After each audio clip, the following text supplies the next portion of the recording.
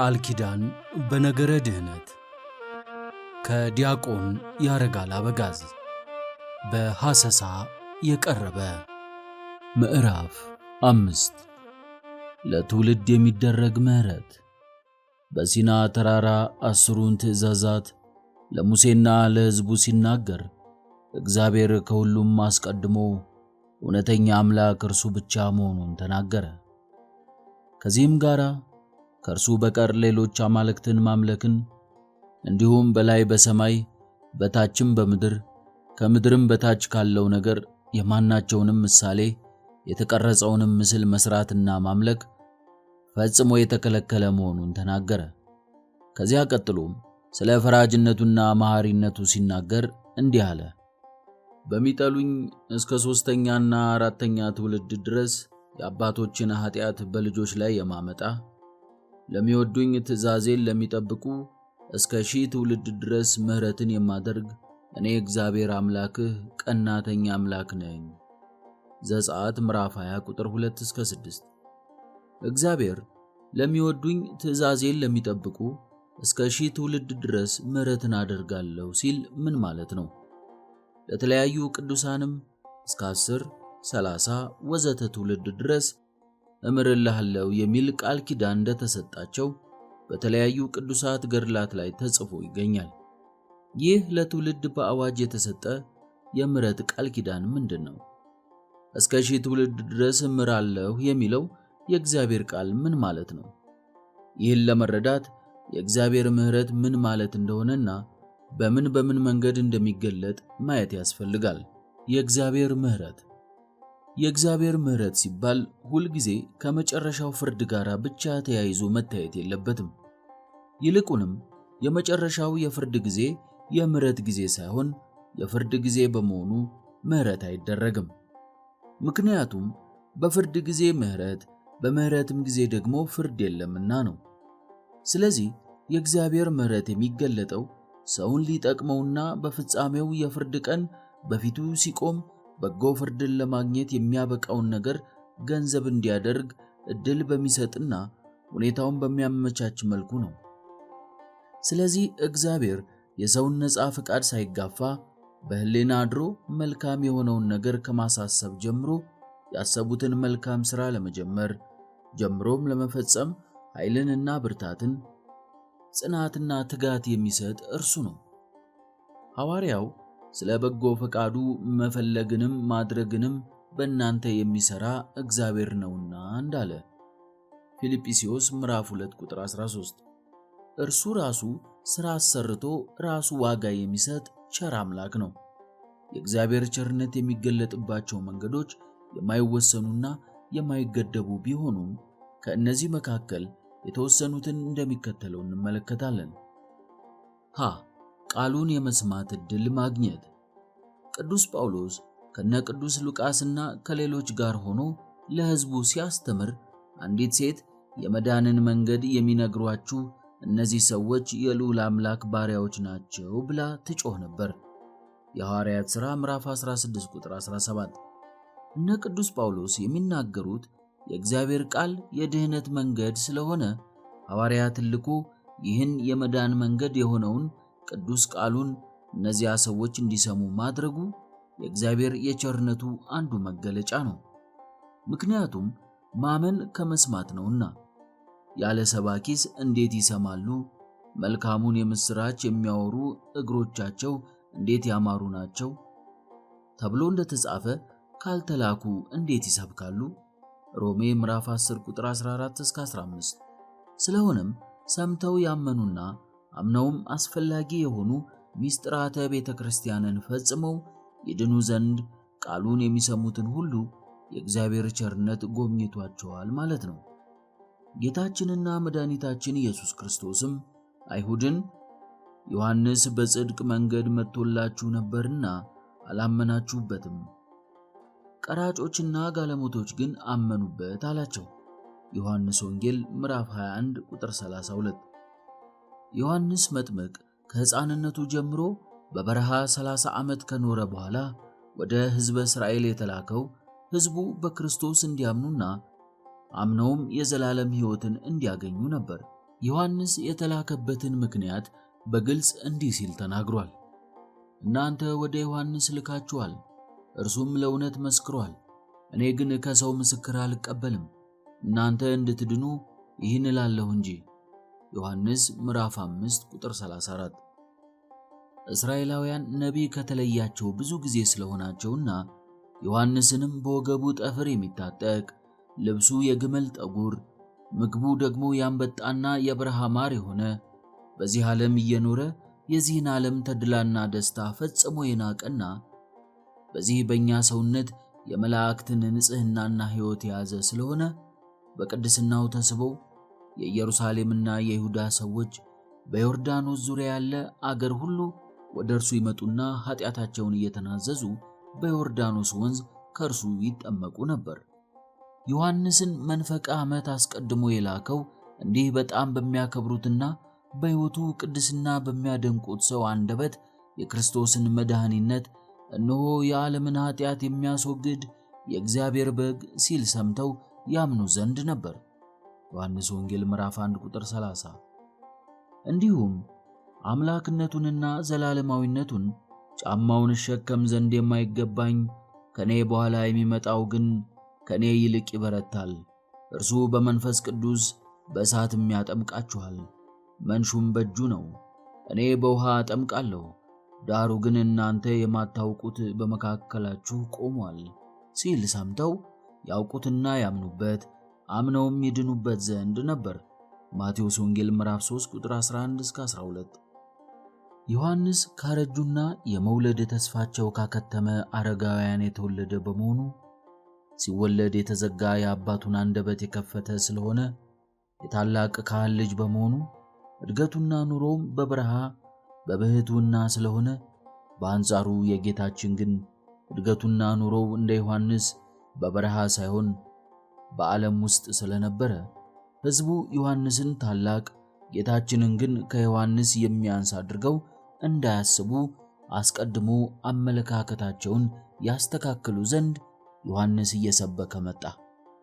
ይህን ነው ጌታችን ዮሐንስ አስቀድሞ እንዲመሰክርና እንዲናገር የላኩት ለኔ የሰው መስካሪ አስፈልጎኝ ሳይሆን እናንተ በምታከብሩትና በምታምኑት ሰው አንደበት የኔን ማንነት ሰምታችሁ ታምኑና ትድኑ ዘንድ ነው ያለው።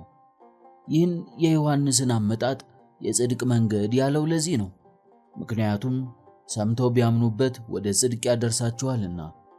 ካህኑ ዘካርያስ መንፈስ ቅዱስን ተሞልቶ የተዘጋው አንደበቱ ተከፍቶ ስለ ልጁ ስለ ዮሐንስ ሲናገር እንዲህ አለ።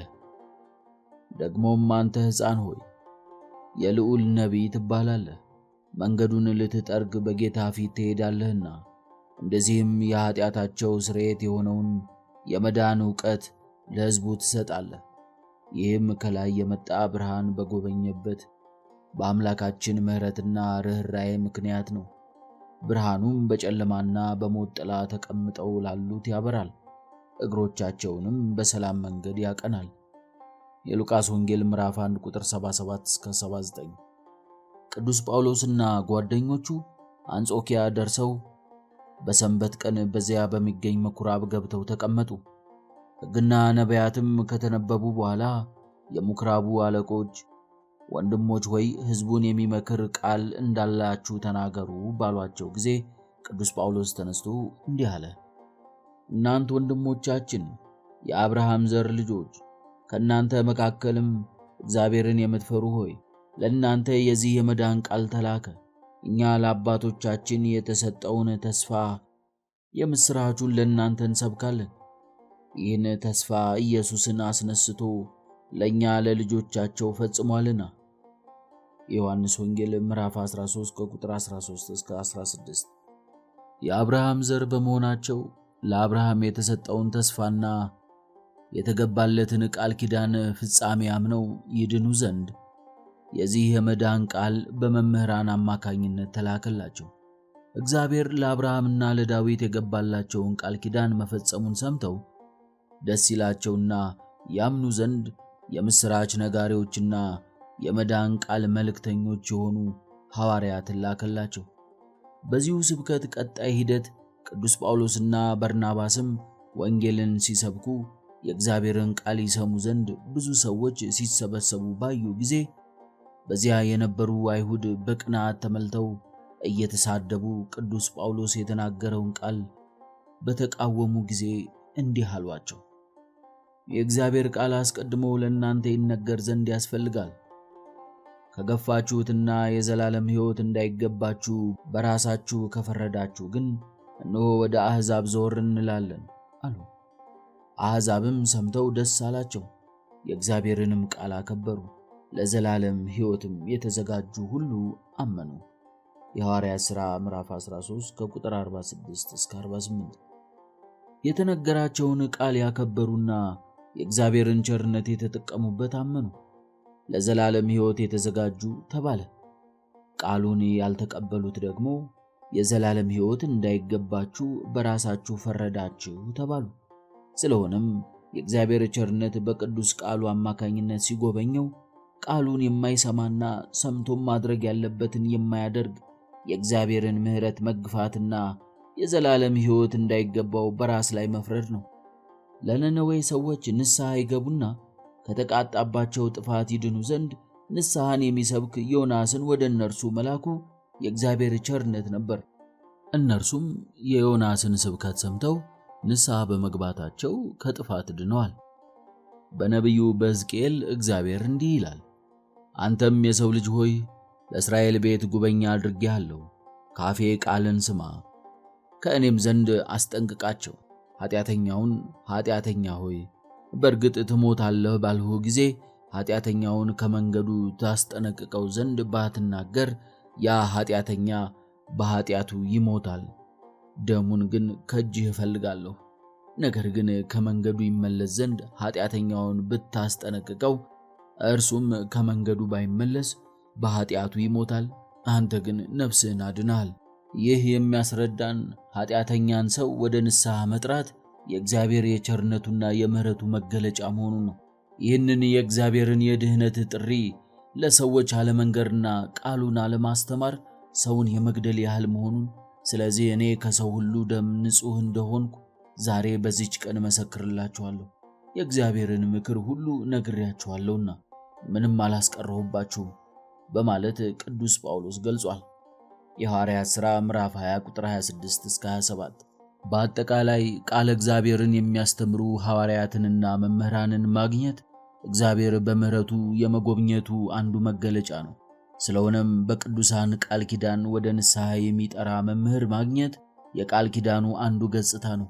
መጀመሪያ ጌታችን ኋላም ሐዋርያት ወደ አሕዛብ ከመሄዳቸው በፊት አስቀድመው የምሥራቹን ቃል ወንጌልን ለሕዝብ አይሁድ ያስተማሩት ተስፋው የተነገረው በአባቶች ቃል ኪዳን ለእነርሱ ስለነበረ ነው። ለአብርሃምና ለዘሩ የተስፋው ቃል ተነገረ። ገላትያ ምዕራፍ 3 ቁጥር 16። ቃሉ የሚነገረው ለከንቱ ሳይሆን ሰው ሰምቶ ይጠቀምበት ዘንድ ነውና ኢሳይያስ ምዕራፍ 55 ቁጥር 10 እስከ 11። የልቡና መሰበር መከፈት፣ የዓይነ ልቡና መብራት። ቃሉን የመስማት ዕድል መስጠት ብቻ ሳይሆን ቃሉን ስንሰማ ልቦናችንን እንዲሰበርና እንድናስተውል ወደ እርሱም እንድንመለስ የሚያደርገንም የእግዚአብሔር ቸርነት ነው። ሰው ቃሉን እየሰማ ላያስተውለውና ወደ ልቡ ላያስገባው ይችላል። እንዲህ ከሆነ ደግሞ መስማቱ ብቻ አይጠቅመውም። የእግዚአብሔር ቸርነት ሲጎበኝና በዓይነ ልቦና ሲበራ ግን አንዷ ቃል ወደ እውነት የምትመለስና እጅግ የምትጠቅም ትሆናለች። ከትያጥሮን ከተማ የመጣችውንና ቀይ ሐር ትሸጥ የነበረችውን ልድያን ጳውሎስም የሚናገረውን ታዳምጥ ዘንድ ጌታ ልቧን ከፈተላት የሚለው ለዚህ ነው። የሐዋርያት ሥራ ምዕራፍ 16 ቁጥር 14። እግዚአብሔር በመጀመሪያ ቃሉን የመስማት ቸርነቱን አደረገላት። በመቀጠልም ልቧን ስለከፈተላት የምትሰማውን በማስተዋሏ የሰማችውን አምና ከቤተሰቦቿ ጋር ለመጠመቅና ለመዳን በቅታለች። ቅዱሳን ሐዋርያትንም በቤቷ ተቀብላለች። በራሳቸው ኃጢአት ምክንያት ልባቸው የተዘጋ ግን ሁልጊዜ እየተማሩ እውነትን ወደ ማወቅ የማይደርሱ ሞኞች ተብለዋል። ሁለተኛ ጢሞቴዎስ ምዕራፍ 3 ቁጥር 6 እስከ 7። የዓይነ ልቦና መብራት ታላቅ ነገር መሆኑንና እግዚአብሔር ያዘጋጀውን መልካም ነገር ለመረዳትና ለማወቅ ወደዚያም ለመድረስ መፈለግንና መስማትን እንደሚያሳድር ሲገልጽ ሐዋርያው ቅዱስ ጳውሎስ እንዲህ አለ። የክብር አባት የጌታችን የኢየሱስ ክርስቶስ አምላክ እርሱን በማወቅ የጥበብንና የመገለጥን መንፈስ እንዲሰጣችሁ እለምናለሁ። ይህም የልቦናችሁ ዓይኖች ሲበሩ የመጥራት ተስፋ ምን እንዲሆን፣ በቅዱሳንም ዘንድ ያለው የርስት ክብር ባለጠግነት ምን እንደሚሆን፣ በቅዱሳንም ዘንድ ያለው የርስት ክብር ባለጠግነት ምን እንዲሆን፣ ለምናምንም ከሁሉ የሚበልጥ የኃይሉ ታላቅነት ምን እንዲሆን ታውቁ ዘንድ ነው። ኤፌሶን ምዕራፍ 1 ቁጥር 17-19። የጠፋው ልጅ ወደ አባቱ ለመመለስ የወሰነው ወደ ልቡ በተመለሰ ጊዜ ነበር። ከሌላኛው ጋር አብሮ ሲሳደብ የነበረው ሽፍታ መሳደቡን ትቶ ራሱን መውቀስና የክርስቶስን ንጹሕ ባህሪነትና የባህሪ አምላክነት ተረድቶ አቤቱ በመንግሥትህ በመጣህ ጊዜ አስበኝ ሊል የቻለው ዓይነ ልቦናው በርቶለት የራሱን ኃጢአትና የክርስቶስን መሐሪነት በተረዳ ጊዜ ነበር። አጋር በፊቷ ውሃ እያለ በውሃ ጥም ስትቃጠል ቆይታ ዓይነ ልቦናዋ ሲከፈት ውሃውን ማየትና መጠጣት ትችላለች። ዘፍጥረት ምዕራፍ 21 ቁጥር 16። ቀድሞ ሳኦል ይባል የነበረው የቤተ ክርስቲያን አሳዳጅ በኋላ ቅዱስ ጳውሎስ ተብሎ ለአሕዛብ ብርሃን የሆነ ታላቅ ሐዋርያ የሆነው ከዓይኑ እንደ ቅርፊት ያለ ሲወድቅለትና ውስጣዊ ዓይኑ ሲበራለት ነበር። የኤልሳ ደቀ መዝሙር ገያዝ በዙሪያቸው ከበው የሚጠብቋቸውን ቅዱሳን መላእክት ለማየትና ከከበባቸው የጠላት ጦር የተነሳ መፍራቱን ትቶ መጽናናት የቻለው ዓይኖቹን እግዚአብሔር በገለጠለት ጊዜ ነበር። ሁለተኛ ነገሥት ምዕራፍ 6 ቁጥር 14-17። እግዚአብሔር ለኛ የማይገባንን ምስጢር በቸርነቱ ሲገልጥልን ወደ ራሳችን ተመልሰን ራሳችንን እንድንመረምር በሕሊናችን አድሮ ሲያስገነዝበን የዚህን ዓለም ጊዜያዊነትና ኃላፊነት እንድንረዳ ሲያደርገን ሰማያዊና ዘላለማዊ የሆነውን ነገር እንድናስብና እንድንናፍቅ ሲያነሳሳን ይህ ሁሉ የእርሱ የቸርነቱ መጎብኘት ነው። በዚህ ቸርነቱ መጠቀም ደግሞ ከሰው የሚጠበቅ ነው። ሐዋርያትን ከተለያየ ሁኔታ በተለያየ ጊዜ እርሱን ይከተሉ ዘንድ ጠራቸው። እነርሱም ጥሪውን ተቀብለው ተከተሉት። እርሱ ባይጠራቸው ኖሮ እነርሱ ምንም ሊያደርጉ አይችሉም ነበር። እኔ መረጥኳችሁ እንጂ እናንተ አልመረጣችሁኝም ብሎ እንደተናገራቸው ዮሐንስ ወንጌል ምዕራፍ 15 ቁጥር 16። ስለዚህም መጥራቱ ራሱ የቸርነቱ ሥራ ነው።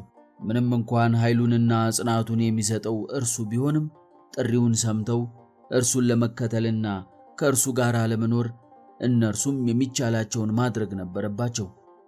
ይህንን ያደረጉ ሐዋርያት ለታላቅ ክብር በቁ። በቸርነቱ ቢጠራውም በራሱ የወጣው ይሁዳ ደግሞ ራሱን ጎዳ። የእግዚአብሔር ቸርነት ሰማዕታትን አስነስቶ መከራ ወደ መቀበል ይወስዳቸዋል። መከራውንም በአኮቴት እንዲቀበሉትና እንዲጸኑ ያደርጋቸዋል። ነበልባል እንዳያቃጥላቸው፣ አንበሳ እንዲሰግድላቸው፣ ጦርና መሳሪያ እንዳያስፈራቸው ያጸናቸዋል። በዘመነ ሰማዕታት ብዙ ሰማዕታትን መላእክት ከእግዚአብሔር ዘንድ እየተላኩና እየተገለጹ ሰማዕትነት መቀበል ከፈለክ ወደ እንዲህ ያለ ቦታ ሄደህ በክርስቶስ ስም በንጉሡ ወይንም በመኳንንቱ ፊት ታመን እያሉ ይነግሯቸውና መርተው ያደርሷቸው ነበር። መከራ ሲቀበሉም ያስታግሷቸውና ያጸኗቸው፣ ቁስላቸውንም ይፈውሱላቸውና በአጠቃላይ ምስክርነታቸውን እስኪፈጽሙ ድረስ ይረዷቸው ነበር። ሰማዕትነትን ለሚገሉት ወታደሮችም ሳይቀር ለአንዳንዶቹ በሚገሉት ሰማዕታት ራስ ላይ መላእክት የብርሃን አክሊልን ሲያቀዳጇቸው እየተመለከቱ ትጥቃቸውን ፈተው እኔም በእነዚህ ክርስቲያኖች አምላክ አምናለሁ እያሉ ወዲያውኑ የሰማዕትነትን አክሊል ይቀበሉ ነበር። ጻድቃንንም ወደ ገዳም ያነሳሳቸዋል። በገዳምም ዛፍ እንዲያፈራላቸው፣ ቶራ እንድትታለብላቸው፣ መላእክት እንዲያጽናኗቸው ያደርጋል። ምዕመናንም በያሉበት በሃይማኖት እንዲጸኑና ሕግ ጠብቀው በመኖር በሕይወታቸው የክርስቶስ ምሳሌዎችና ምስክሮች እንዲሆኑ ያደርጋቸዋል። ይህ ሁሉ የእርሱ የቸርነቱ መገለጫ ነው። ታላቁ ቅዱስ እንጦንዮስ በቅዳሴ ጊዜ ወንጌል ሲነበብ ፍጹም ልትሆን ብትወድ ሂድና ያለህን ሁሉ ሸጠህ ለድሆች ስጥ፣ እኔንም ተከተለኝ የሚለውን ጌታችን ለወጣቱ ባለጸጋ የተናገረውን ቃል ሲነበብ ሰምቶ ዛሬ ይህ ቃል የተነገረው ለኔ ነው አለ። ከዚያም ወላጆቹ ሲሞቱ ትተውለት የሞቱትን ለምና ሰፊ የእርሻ መሬት ለድሆች አከፋፍሎ የምናኔ ሕይወትን ጀመረ። በዚህም በእግዚአብሔር ኃይል በመጽናት ታላቅ ተጋድሎን በመፈጸም ለገዳማውያን መነኮሳት አባት ለመሆን በቅቷል። እርሱም ከእግዚአብሔር ዘንድ ታላቅ ክብርን አግኝቷል። በበረሃ አባቶች ዜና ሕይወትና አባባሎች መጽሐፍ ታሪኩ የተጻፈ አባቱ የጣዖት ካህን የነበረ ዮሐንስ ወልደ ማሪት የሚባል ሰው ነበረ። ከዕለታት በአንዱ ቀን ዮሐንስ አባቱ ጣዖቱን ሊያገለግል ሲሄድ ተደብቆ ሄዶ አባቱ የሚያደርገውን ሲያደርግ ተደብቆ ያየው ነበር። ከዚህም በጣዖቱ ላይ ያደሩ አጋንንት ሲነጋገሩ ሰማቸው። ዋናው ሰይጣን በመንበር ላይ ተቀምጦ ሌሎች ጭፍራዎች ከየተሰማሩበት በየተራ አስገቡን እያሉ ይገቡ ጀመር። አንዱ በመጀመሪያ አስገቡኝ ብሎ ገብቶ ምን እንደሰራ ሲጠየቅ በባህር መካከል ማዕበል አስነስቶ ብዙ ሰዎች ማስጠሙን ተናገረ። በስንት ቀን ይህንን አደረክ ሲለው በ40 ቀን ብሎ ሲመልስ በ40 ቀን ውስጥ እንዴት ይህን ብቻ ታደርጋለህ ብሎ ሌሎች ጭፍራዎች ይገርፉት ዘንድ አዘዘ። ሌላው ደግሞ እንዲሁ አስገቡኝ ብሎ ገብቶ ምን እንደሰራ ሲጠየቅ በአንድ መንደር ሰርግ ነበር። ስነ ስርዓቱ ካለቀ ቀኑ ከመሸ በኋላ ነገር አስነስቼ ብጥብጥ ፈጥሬ ብዙ ደም እንዲፈስ አደረኩ፣ ሙሽሮቹም ሞቱ ብሎ የሰራውን አቀረበ። ነገር ግን እርሱም ይህንን ለማድረግ ምን ያህል ጊዜ እንደወሰደበት ሲጠየቅ 10 ቀን ስላለ ብዙ ጊዜ ወስዶብሃል ተብሎ እንደ ሌሎቹ እንዲገረፍ ተባለ። ሌሎቹም እንዲሁ በየተራቸው እየመጡ የሰሩትን ጥፋት ሲናገሩ በመጨረሻ አንዱን አስገቡኝ ሲል ከየት መጣህ አለው። እርሱም ከገዳም መምጣቴ ነው ባለው ጊዜ ደስ አለውና ምን አድርገህ መጣህ ሲለው 40 ዓመት ሙሉ አንድን መነኩሴ እየተዋጋሁ በበረሃ ነበርኩ፣ ዛሬ ሌሊት በዝሙት እንዲወድቅ አደረኩት አለው። ይህንን በሰማ ጊዜ ከመቀመጫው ተነስቶ አቀፈው።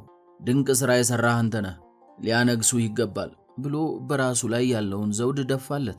ዮሐንስ ወልደ ማሪት ይህንን ሁሉ ነገር ካየ በኋላ የመነኮሳት ጾራቸው እንዲህ የበዛው ክብራቸው ምን ያህል ታላቅ ቢሆን ነው ብሎ በዚያው ወደ ገዳም ሄዷል። በሕይወቱና በተጋድሎም እግዚአብሔርን አስደስቷል። ይህ የእግዚአብሔር ጥሪና ቸርነት ነው። በዚሁ መጽሐፍ ላይ አንድ አረጋዊ ስለ አንድ ገዳማዊ ወንድም እንዲህ አለ። ለ9 ዓመታት ያህል ይህ ወንድም ድህነትን እስከ መጠራጠር ደርሶ ሲፈተን ኖረ። ከዚያም በራሱ ተስፋ ቆርጦ ሕይወቴንና ድህነቴን በጥርጥር አጥቻለሁ፣ ስለዚህም ወደ ዓለም ልመለስ ብሎ አሰበ። በመንገድ ላይ ሳለም ወደ እርሱ እንዲህ የሚል ድምፅ መጣለት። የተፈተንህባቸው እነዚህ 9 ዓመታት ለአንተ የክብር አክሊል ሆነውልሃል። ወደ ቦታ ተመለስ፣ ከአሁን በኋላ ይህንን ፈተና አስወግድልሃለሁ። እንዲሁም ሌላ ገዳማዊ ፈተና ከብዶት ወደ ዓለም ሊመለስ በመንገድ ላይ ሳለ መንፈስ ቅዱስ በወጣት ሴት አምሳል ተገለጸለት።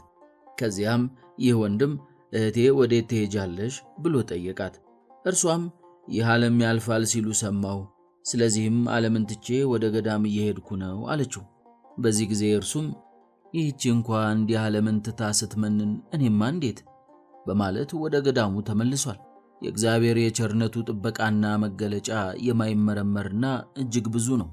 ስለ አንድ ሰው ሕዝብና አገር የሚጸልይ ሰው መኖር፣ ለአንድ ሕዝብ የሚጸልይና በጸሎቱና በአማላጅነቱ ከእግዚአብሔር ጋር የሚያስታርቅ ጻድቅ ሰው መኖሩ ታላቅ የእግዚአብሔር የቸርነቱ ስጦታ ነው። ለሰዶምና ገሞራ በባለሟልነቱ ከእግዚአብሔር ጋር የሚነጋገርና ስለ እነርሱ ይቅርታንና ምሕረትን የሚለምን ታላቁ አባት አብርሃም መገኘቱ የእግዚአብሔር የምሕረቱ እጅ ነበር።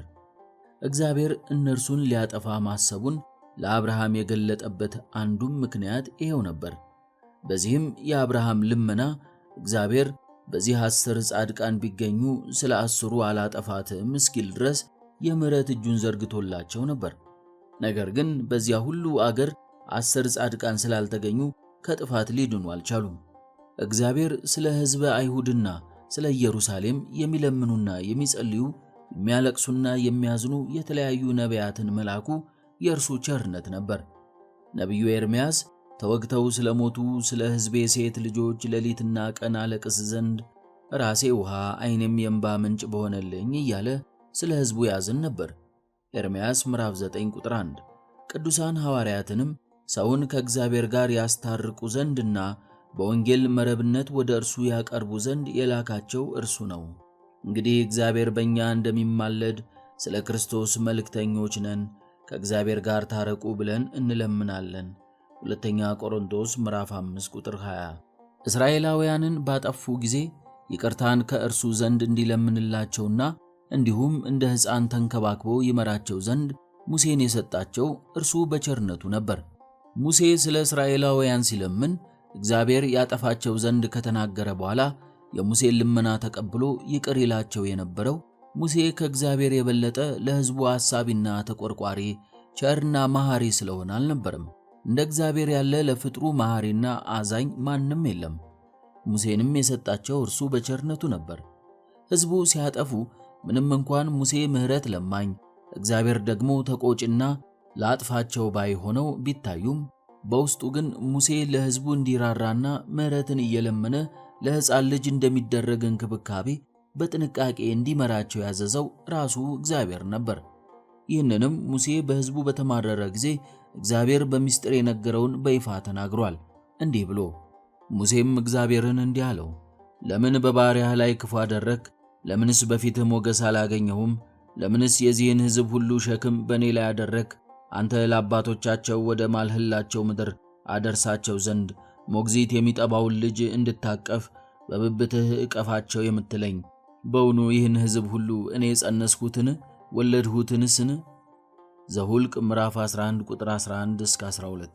ሕዝቡ ሲያጠፋ እግዚአብሔር ይቆጣቸው የነበረው እንዲመለሱና በጥፋታቸው እንዳይጸኑ ነበር።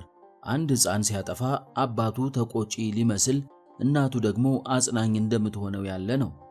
እግዚአብሔር በቸርነቱ ሲጎበኝ እንደ ዳዊት እነሆ እኔ በድያለሁ፣ ጠማማም ሥራ እኔ አድርጌያለሁ፣ እነዚህ በጎች ምን አደረጉ?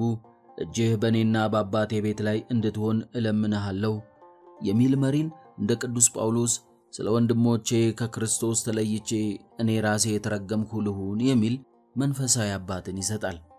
ሮሜ ምዕራፍ 9 ቁጥር 3።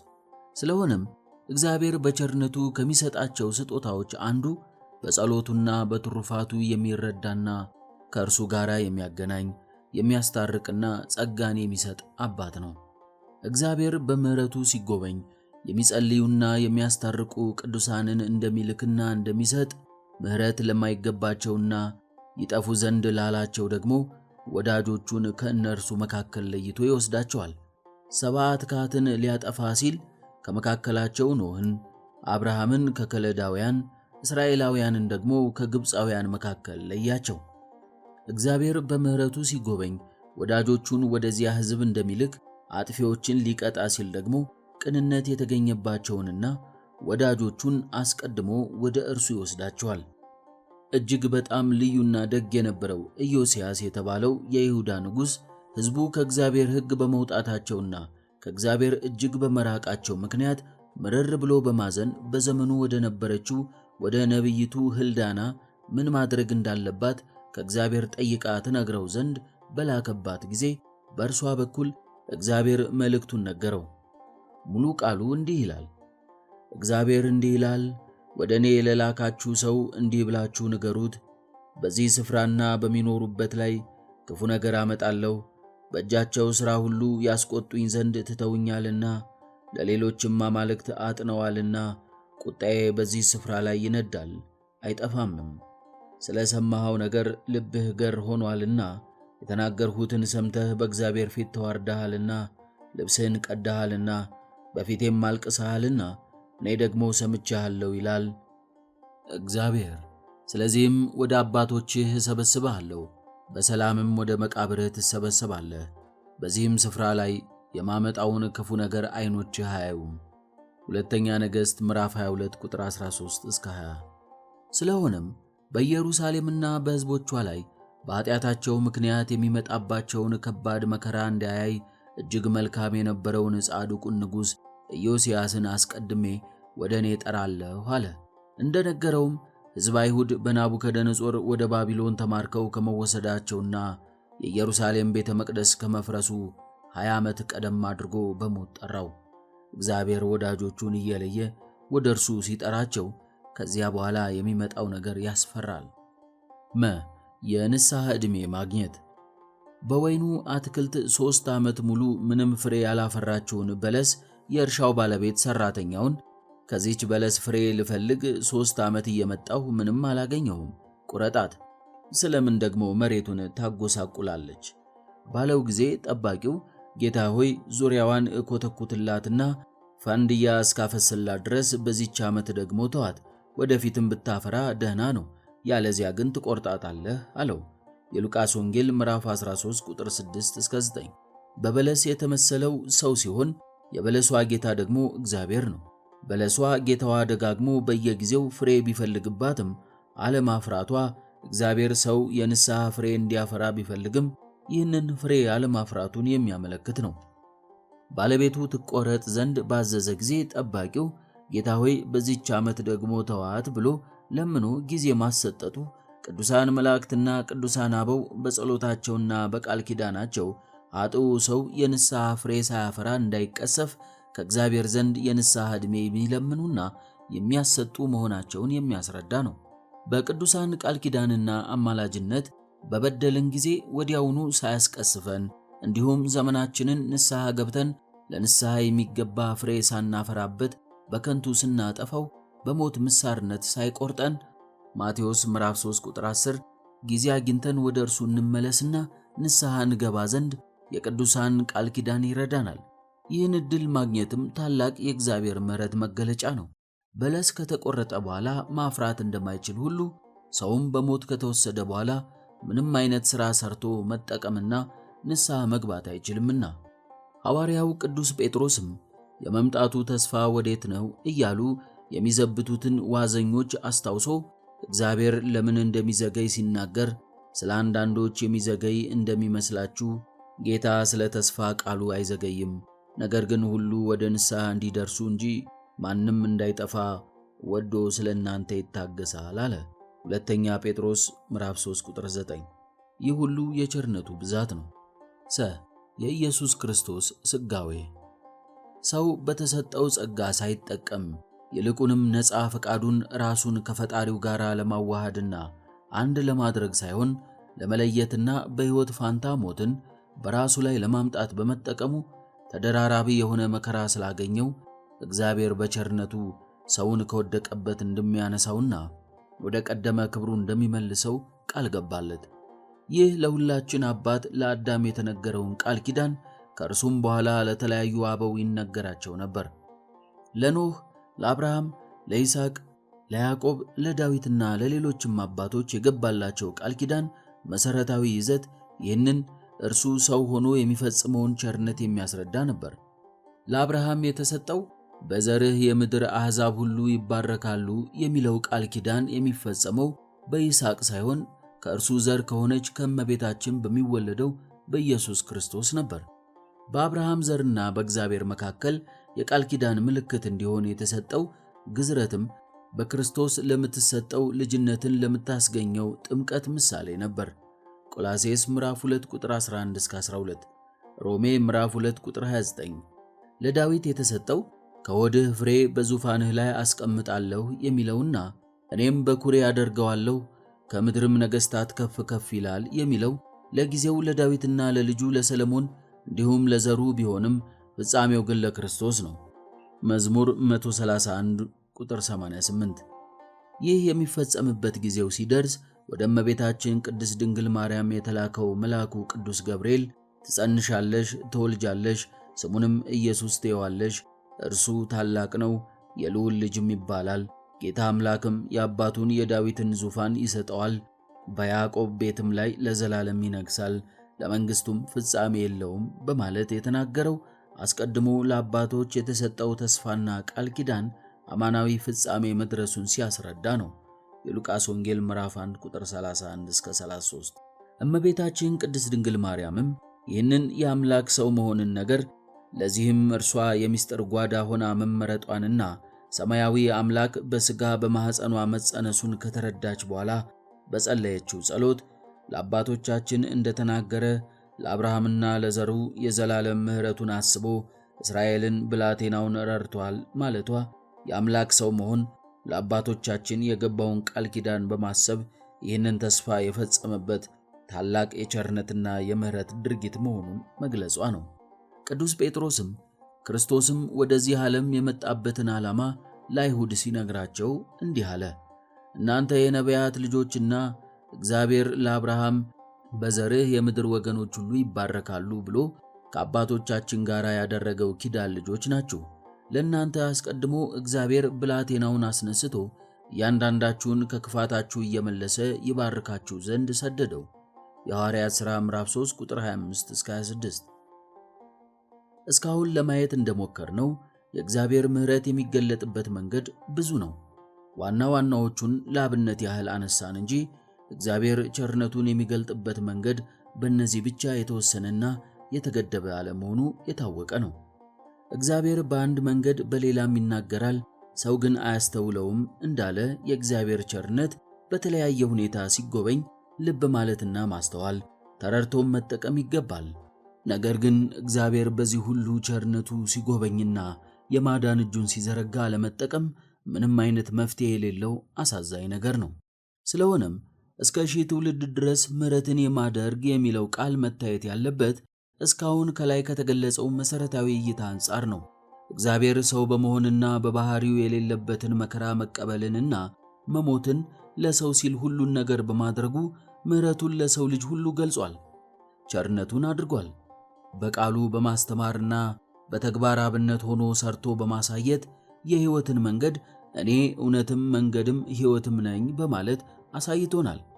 ዕፀ በለስን አይቶ ከተመኘና ቆርጦ ከበላ ጊዜ ጀምሮ ዓይኖቹ ኃጢአትንና ክፋትን ለማየት የተከፈቱ ለጽድቅ ግን የደከሙና የታወሩ የነበረውን የሰው ዓይን የማያዩ እንዲያዩ የሚያዩም እንዲታወሩ እኔ ወደዚህ ዓለም ለፍርድ መጣሁ የዮሐንስ ወንጌል ምዕራፍ 9 ቁጥር 39 በማለት ኃጢአትን ለማየት ተከፍተው የነበሩትን ዓይኖች በማሳወር ለጽድቅ ታውረው የነበሩትን ዓይኖቻችንን በማብራት ዓይነ ልቦናችንን አበራልን።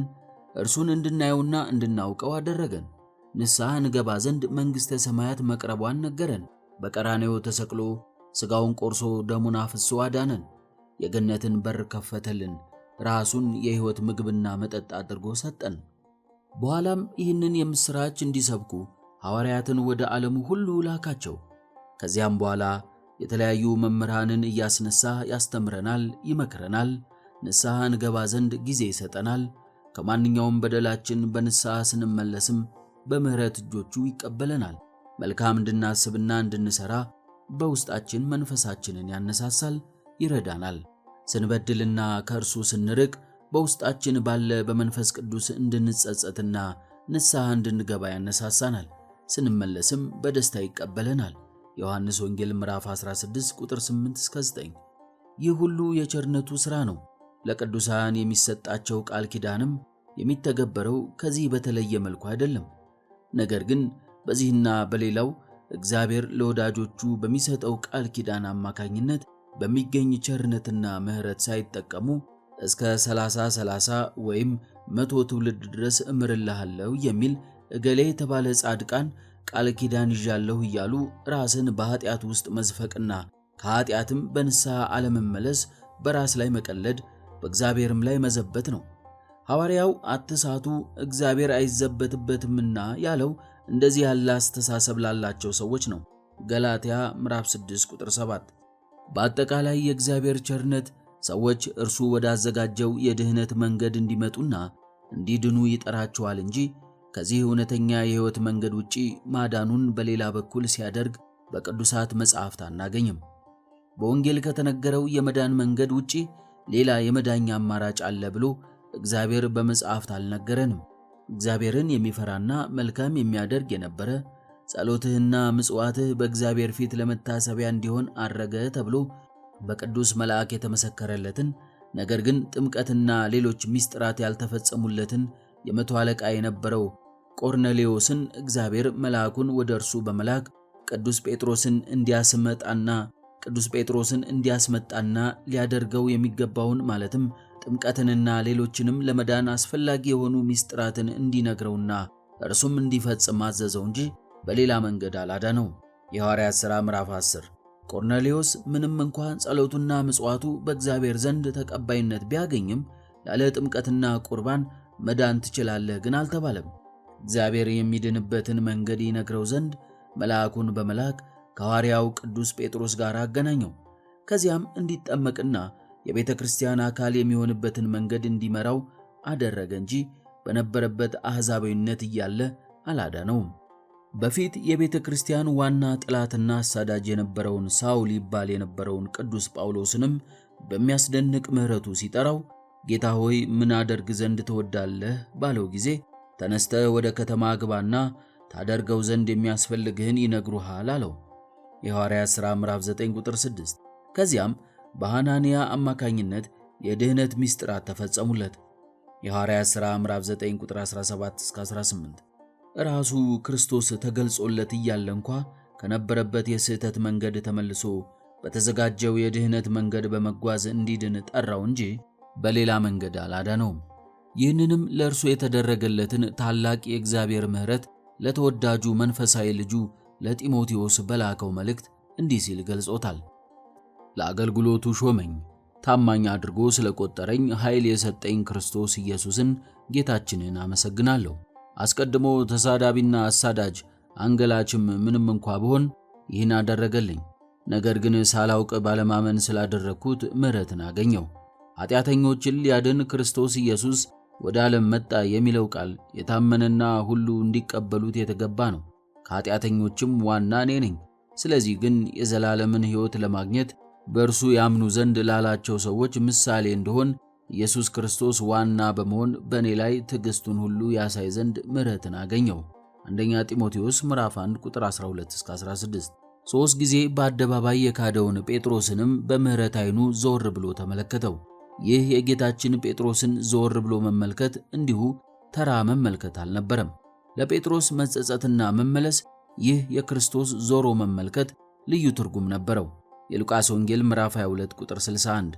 3 ጊዜ እየማለና አላውቀውም እያለ ቢክደውም ምን እያደረገ እንደሆነ አላስተዋለውም ነበር። ገና ወደ ልቡ አልተመለሰም፣ በድርጊቱም አልተጸጸተም ነበር። ነገር ግን መድኃኔ ዓለም ኢየሱስ ክርስቶስ በምሕረት ዓይኖቹ ዞሮ ሲመለከተው ወዲያውኑ ወደ ራሱ ተመለሰ፣ አዘነ፣ ተጸጸተ፣ አለቀሰ። ይህ ሁሉ የቸርነቱ መገለጫ ነው። የጻድቃንን ስማቸውን የጠራ እስከዚህ ትውልድ ድረስ ይማራል የሚለው አባባል የሚሰራውም በተገቢው የክርስትና ሕይወት እየኖሩ ስመ ቅዱሳንን ለሚጠሩና በቃል ኪዳናቸው ለሚማጸኑ ምዕመናን እንጂ በክህደትና በአመጽ ላሉ ከንስሐ ሕይወት ርቀው በከንቱ ለሚኖሩ ሰዎች አይደለም። ነቢዩ የእግዚአብሔርን ስም የሚጠራ ሁሉ ይድናል ሲል እንዲሁ ዝም ብሎ የእግዚአብሔርን ስም መጥራት ብቻ ለድህነት በቂ ስለሆነ አይደለም። እንዲያውም ከ10ሩ ትእዛዛት መካከል አንዱ የእግዚአብሔርን የአምላክህን ስም በከንቱ አትጥራ፣ እግዚአብሔር ስሙን በከንቱ የሚጠራውን ከበደል አያነጻውምና ይላል። ዘጸአት ምዕራፍ 20 ቁጥር 7። መድኃኒታችን ኢየሱስ ክርስቶስ በተራራው ስብከት ወደ መጨረሻ ላይ በሰማያት ያለውን የአባቴን ፈቃድ የሚያደርግ እንጂ ጌታ ሆይ የሚለኝ ሁሉ መንግሥተ ሰማያት የሚገባ አይደለም በማለት የተናገረው ይህንኑ በግልጽ የሚያስረዳ ነው። ከዚያም በመቀጠል እንዲህ አለ። በዚያ ቀን ብዙዎች ጌታ ሆይ በስምህ ትንቢት አልተናገርንምን? በስምህስ አጋንንትን አላወጣንምን? በስምህስ ብዙ ተአምራትን አላደረግንምን? ይሉኛል። የዚያን ጊዜም ከቶ አላውቃችሁም፣ እናንተ አመፀኞች ከኔ ራቁ ብዬ መሰክርባቸዋለሁ። ማቴዎስ ወንጌል ምዕራፍ 7 ቁጥር 21 እስከ 23። ስሙን መጥራት ብቻ ሳይሆን ከዚያ በላይ በስሙ ትንቢት እስከ መናገር አጋንንትን እስከ ማውጣትና ብዙ ተአምራትን እስከ ማድረግ ደርሰው ነገር ግን የእግዚአብሔርን ፍቃድ አልፈጸማችሁም ተብለው እናንተ አመፀኞች ከኔ ራቁ አላውቃችሁም የሚባሉ ከሆነ ስም መጥራት ብቻ ባያድን ምን ይደንቃል? እንግዲህ የእግዚአብሔርን ፍቃድ ያልፈጸመ የራሱን የእግዚአብሔርን ስም መጥራት እንኳ የማያድነው ከሆነ ሌላ የማን ስምና ቃል ኪዳን ሊያድነው ይችላል? ስለዚህ የእግዚአብሔርን ስም መጥራት የሚያድነው በሃይማኖትና ፈቃዱን በመፈጸም ላይ የተመሰረተ ሲሆን ብቻ ነው። ይህም ኤልያስ ለአምላኩ ቀንቶ አቤቱ የአብርሃምና የይስሐቅ የእስራኤል አምላክ ሆይ ስማኝ፣ አቤቱ ስማኝ ብሎ የአበውን ስምና ቃል ኪዳን አዘክሮ በጸለየ ጊዜ ጸሎቱ ፈጥኖ እንደተሰማለትና የለመነው እንደተፈጸመለት አይነት ማለት ነው። አንደኛ ነገሥት ምዕራፍ 18 ቁጥር 30 እስከ 39። ደጉ ንጉሥ ሕዝቅያስም ትሞታለህ እንጂ በሕይወት አትኖርምና ቤትህን አስተካክል በተባለ ጊዜ ወደ እግዚአብሔር ከልቡ እያዘነ እጅግ አድርጎ ስላለቀሰ እግዚአብሔር ወዲያውኑ ነቢዩ ኢሳይያስን ለሕዝቅያስ የሞቱን ነገር እንዲነግረው ከላከው በኋላ ነግሮት ተመልሶና ገና መንገዱን ሳይጨርስ ተመልሰህ የሕዝቤን አለቃ ሕዝቅያስን እንዲህ በለው የሚል የእግዚአብሔር ቃል ወደ እርሱ መጣለት። ቃሉም እንዲህ የሚል ነው። የአባትህ የዳዊት አምላክ እግዚአብሔር እንዲህ ይላል፣ ጸሎትህን ሰምቻለሁ፣ እንባህንም አይቻለሁ። እነሆ እፈውስሃለሁ። በሦስተኛውም ቀን ወደ እግዚአብሔር ቤት ትወጣለህ። በዕድሜህም ላይ 15 ዓመት እጨምራለሁ።